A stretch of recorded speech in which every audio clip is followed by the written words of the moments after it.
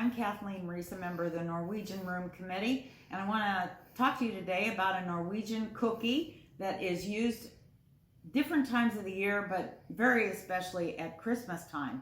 It's a flavor profile that is typical of Northern Europe. This one is called pepper nuts, pepperkaker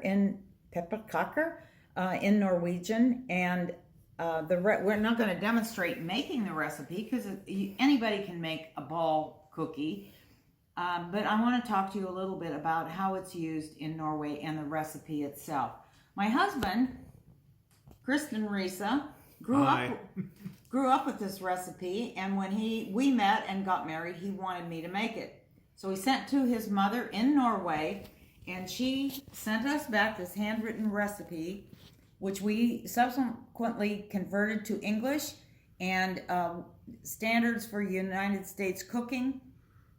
So if you want to make it, you can use these recipes or contact us through the Nationality Rooms.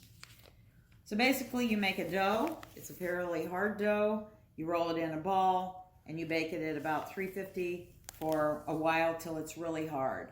And the reason it's really hard is because in Norway, they make their cookies a couple weeks before Christmas, pack them in tins, and so they're ready for Christmas. If they're a soft cookie, they stay soft, and if they're a hard cookie, they stay hard and they don't get stale.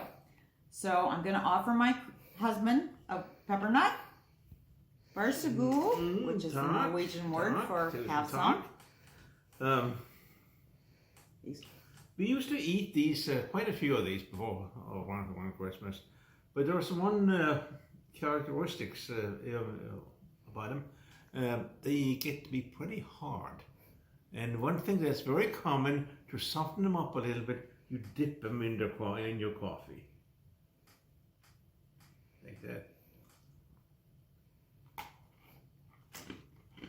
Mmm. Does it taste like home? Yeah. So I did kind of want to tell you that if you decide that you might want to make these cookies, that you'll notice the list of ingredients contains an ingredient called salt of hartshorn. A hjerte, or heart, hjerte, is the Norwegian word for a deer. And in the old days, before there were before chemicals for baking like this were available, they actually took the horn of the male deer and scraped it off, and that's what they added to the recipe. And it, over the time as chemistry developed, they discovered that the chemical that did the leavening in the cookies was actually ammonium carbonate, which is now generally available from baking supply houses. I got this particular one for I think about $7 on Amazon. It is known in many spheres of our world, and one of the other ways that this chemical is used is in smelling salts. It's actually in that capsule that you break to bring people that have fainted to, and it does smell like ammonia. When you put it into the cookie batter, you add it to a little bit of warm water, and when you do that, it bubbles up violently, and then you quickly stir it into the batter. The downside of using the leavening agent, ammonium carbonate, is because it can taste like ammonia if it doesn't all get baked away as a gas in the oven. So cookies are so small that most of the gas does cook away in the hot oven, so you don't taste the ammonia. But if you added this leavening agent to something like a cake, you would still have a lot of ammonia contained in the density of the cake that don't have enough surface area to get baked away during the baking. So I used to get this when I first got this recipe. It wasn't even available at the cooking supply houses. I actually had to go to a pharmacy to get it. Back in those days, there was no CVS, there was no Rite Aid. There were mom and pop pharmacies in every town, and sometimes more than one. So I went to the pharmacist and asked him what this stuff was, and he knew exactly what it was, and he sold me a little thing.